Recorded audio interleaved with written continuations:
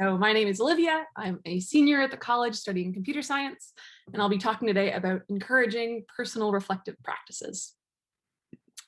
Previewed myself, but like I said, this is me.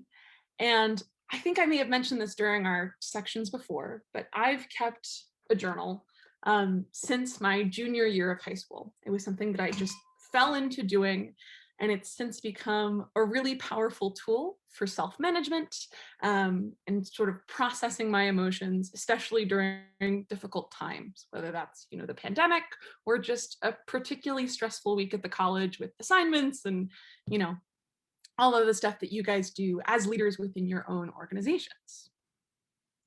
So before I jump into a little bit more about, journaling and why I think it's something that's really important, I'd like you all to ask yourselves, how am I doing today? Maybe open up something in the Notes app, a new Google Doc, and just take 90 seconds or so, I'll let you know when your time is up, to answer this question in whatever way feels right to you. Your time starts now. All right, so that was 90 seconds, not super long. But I'd love to hear from you all if you're willing to share. How did that feel? Is that something that you're used to doing on a regular basis? Did it feel kind of uncomfortable, which it totally might have? Any reflections, either just unmute yourself or in the chat, would be awesome. I would say for me, it was pretty cathartic in a way that, I usually journal when I'm feeling negative emotions, but it helped me realize things that I didn't realize were stressors for myself, or I hadn't brought to the forefront of my mind. Even though just in general, there's a lot going on, but it helps, yeah. That's awesome. So it's something that you've started doing, when things are difficult, but this was an opportunity to do it sort of before catastrophe strikes or things start to feel especially difficult. Awesome. Anyone else?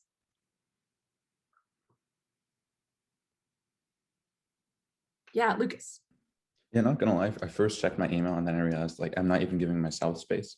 So then, I was writing and first it was answering it someone had just asked me how I'm doing, and the answer is always okay, right? It's weird if you say bad, and I guess it's good if it's really good. And then I ended up talking about things that happened as opposed to necessarily how I felt about them. So I don't know, it's interesting how people journal differently. Yeah, it's definitely not a one size fits all thing.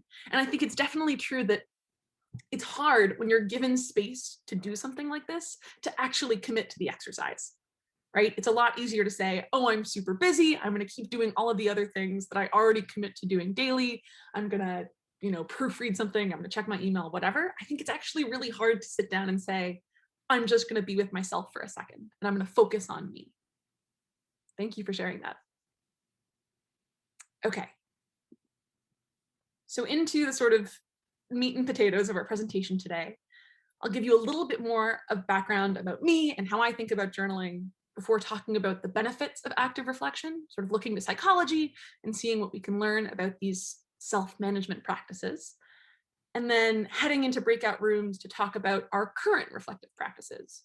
Maybe journaling is not your cup of tea, but you're someone who meditates regularly, or you do yoga, and that for you is a moment where you can just be with yourself. I'd love for you guys to start talking with the people in the breakout room about that, and we can all sort of share out at the end and figure out if there's anything that we want to take from other people's practices into our daily lives. Awesome. So again, more background about me. I started journaling about 6 years ago now, right? That's junior year of high school. And I've always been a very high-strung type A person. And I started journaling mostly because I saw all of these, gorgeous spreads on Instagram. I was like, that sounds really fun. I'll start drawing every week and just write little notes for myself. And I noticed over time that it actually taught me something about myself that I wasn't expecting. It allowed me to be more in tune with what I was feeling almost before I felt it. And it allowed me to sort of feel like all of the chaos that was going on sort of up here had a place on paper, and I could organize it and I could see it and I could sort of calm myself down. So it's been a really positive tool for my own mental health. In terms of things that I like to do in this, tiny little book, virtual background won't let me show it to you. I committed to myself early on that I was just going to write, 5 lines a day. So maybe I'll unvirtual background. That's fine. I'll show it at the end.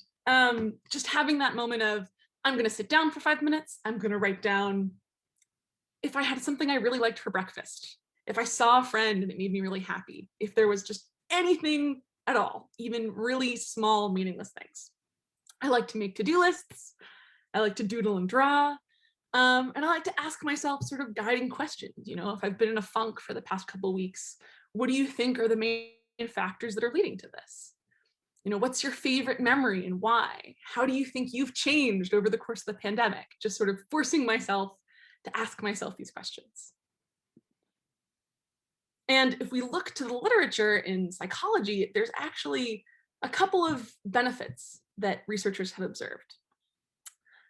So first is this sort of connection to mental health, this idea that journaling can help you to control your symptoms if you're someone who is dealing with depression or anxiety or just chronic stress, by helping you to prioritize all the things that you're dealing with. Sort of going from, oh, I have all these problems to, okay, I'm struggling with these 4 things. Here's how I can sort of make small improvements. Here are the changes that I can make. Here's how I can empower myself to move past this. Tracking symptoms day to day. I started a sleep tracker and I noticed that I felt worse on days where I didn't sleep as much. Duh. But it gave me sort of the empirical evidence that I needed to really make a behavioral change. And then providing an opportunity for positive self-talk and identifying negative thoughts and behaviors as they crop up. And even if you're someone who doesn't really struggle with any mental health issues, running a club or whatever leadership position that you're in, it is difficult. And I'm sure there are moments where you feel like there's so much I have to do. How do I do it all? And I feel like it's not journaling, it's just keeping a paper to-do list so that you have a better sense of what challenges you're facing. That can be really helpful as well. The second thing that people point to when they're talking about journaling and reflective practices is the value of rediscovery. So there's a study done at Harvard Business School where they had people write down sort of boring little things. What's your favorite song this week? What's like the best thing you like to cook for yourself? And when they wrote it down, they didn't value it at all. They sort of said, on a scale of 0 to 5, I value this 0. But 9 months later, when they looked at that information again, it had become more valuable to them because it was like a little window into the person that they used to be. And that's something that I really feel with my journals. I have every one from when I was, junior year onwards. And being able to look back and sort of say, how did I feel the day I got into college?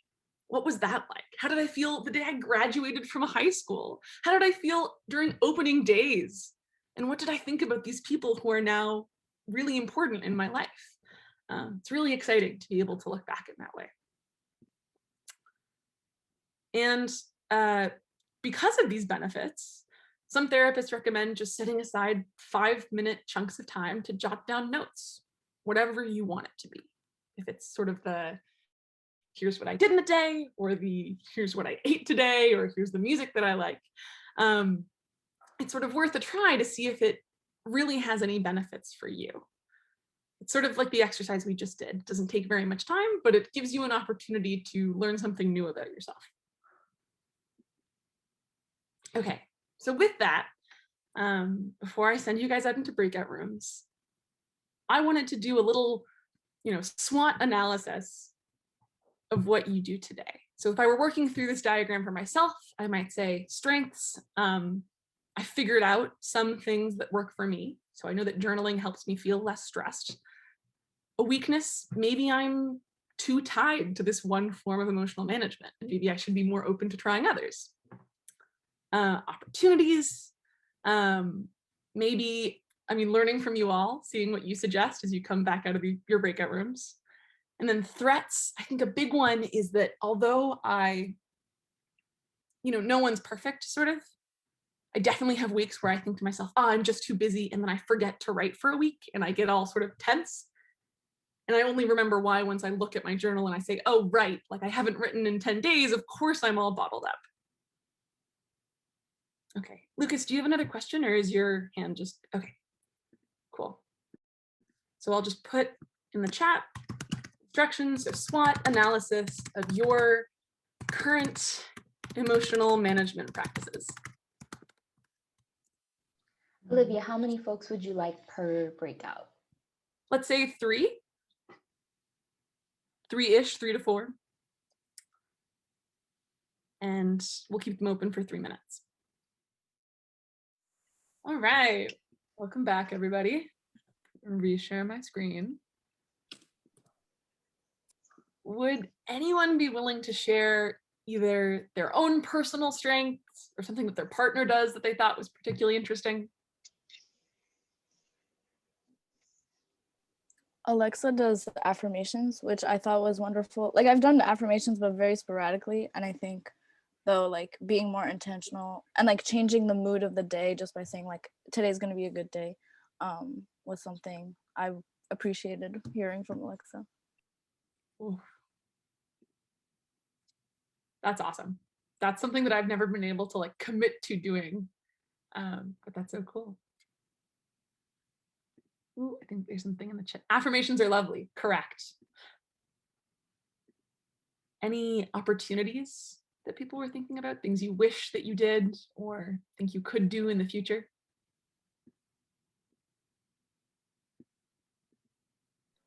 I can share. It wasn't an opportunity.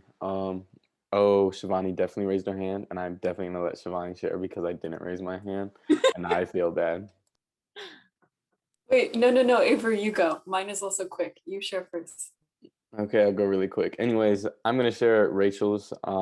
She said she lets out a lot of one of her strengths is that she can like manage her emotions through playing tennis, and that's something she enjoys. And I mentioned I can relate, but like I don't play very well when I'm angry. I just smacking the ball. But a strength that I said that I had was like being able to separate like time that I'm working and time that I'm just trying to enjoy and relax. But I think like a big threat to that has been like Zoom and being in this environment where like everything is kind of happening in the same space. So I think that's definitely something I've been struggling with. Yeah, thank you for sharing. Shivani? I just wanted to add on about the question about like threats and how all the psychology studies you mentioned resonate so much because my brain knows that these are good, but somehow still, in particular journaling, I have so many journals that I filled in the first page of or the first entry of, and I'm still searching for the strategies that will help me overcome my brain and therefore journal every day. That's fantastic and is actually a perfect segue in that, you know, maybe journaling isn't the thing that works for you. Maybe affirmations is another thing you could try. You know, we mentioned meditating. Journaling is a powerful tool for me and it's a powerful tool for others, but it's not the only tool. And it's one that can be sort of, it's a habit that's difficult to adopt for sure. What I've just done here is I've linked some resources that sort of point to this phenomenon, the fact that it is really hard to establish a practice, 1, and 2, sort of recognizing it doesn't have to be perfect. Like I don't have to write every day. If I can start out and write once a week and just write like 2 or 3 sentences, that's good enough. And it's a beginning and it's about building the habit rather than being perfect from the start. Cool. Well, thank you guys so much for participating and listening. Let me know if you decide to pursue any of this further.